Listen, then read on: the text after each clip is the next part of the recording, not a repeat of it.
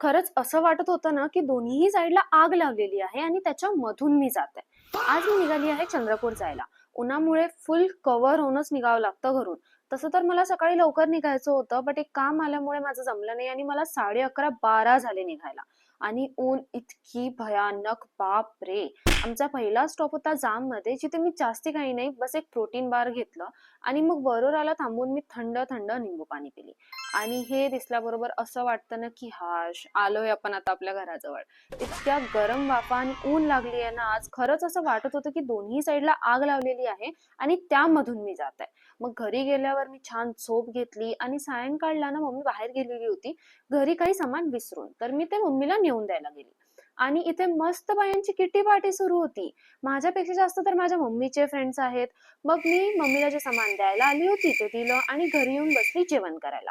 आणि आज मम्मीने बनवली आहे फणसची भाजी, कारण मी आली आहे आणि मला खूप जास्ती आवडते.